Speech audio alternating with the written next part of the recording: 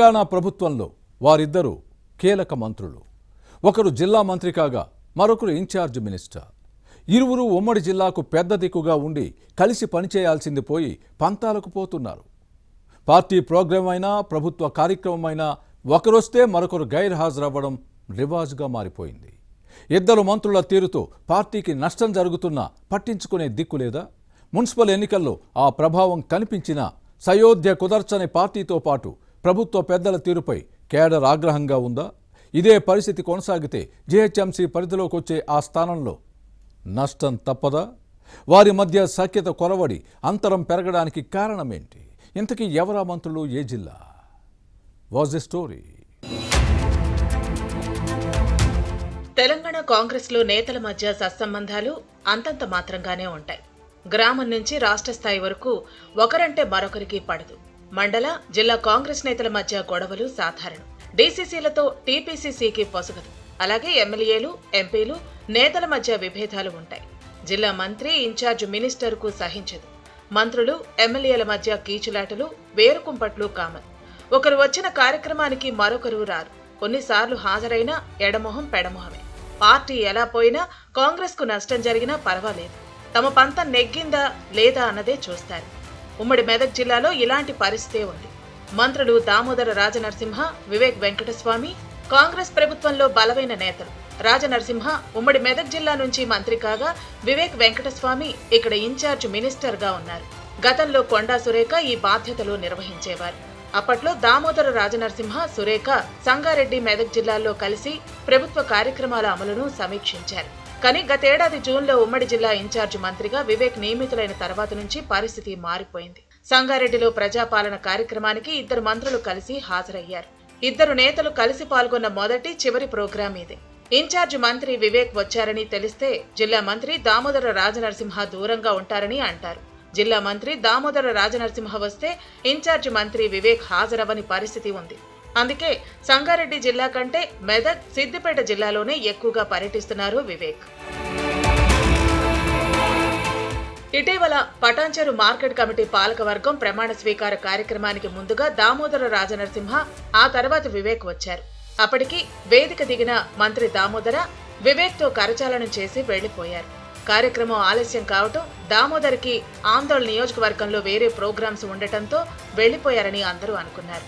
ఆ తర్వాత సంగారెడ్డిలో జిల్లా కాంగ్రెస్ పీఏసీ సమావేశానికి మంత్రి దామోదర హాజరయ్యారు. కానీ ఇన్ఛార్జ్ మంత్రి వివేక్ రాలేదు. మొన్నటికి మొన్న సంగారెడ్డి జిల్లా తొగర్పల్లిలో ఓ పరిశ్రమ భూమి పూజకు మంత్రి శ్రీధర్ బాబు, దామోదర రాజనరసింహ వచ్చినా మంత్రి వివేక్ దూరంగా ఉండటం చర్చనీయాంశమైంది. ఇటీవల పటాన్చెరు నియోజకవర్గ మున్సిపాలిటీల్లో 84 కోట్ల రూపాయలతో పలు అభివృద్ధి పనుల శంకుస్థాపనలు, ప్రారంభోత్సవాలకు ఇన్ఛార్జ్ మంత్రి వివేక్ హాజరైనా దామోదర రాజనరసింహ రాలేదు. దీంతో ఇద్దరు మంత్రుల మధ్య గ్యాప్ ఉందని కేడర్లో చర్చ జరుగుతోంది.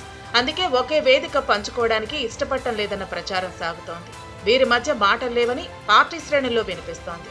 ఇద్దరు మంత్రులు ఏకతాటిపైకి వచ్చి పనిచేయాలి, కానీ పంతాలకు పోయి ఇలా వ్యవహరించడమేంటని కాంగ్రెస్ నేతల్లో అసంతృప్తి వ్యక్తమవుతోంది.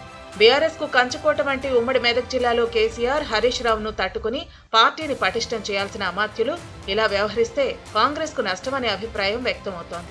వీరి తీరుపై హస్తం పార్టీ కేడర్ ఆగ్రహంగా ఉంది. ఇద్దరి మధ్య విభేదాలు ఎక్కడా బయటపడకున్నా సఖ్యత లేదన్నది మాత్రం నిజం. మరోవైపు సంగారెడ్డి జిల్లా పటాన్చెరు నియోజకవర్గం ముఖ్య నేతలు సైతం మంత్రుల తరహాలోనే ఎవరికి వారుగా పనిచేస్తున్నారని వినిపిస్తోంది.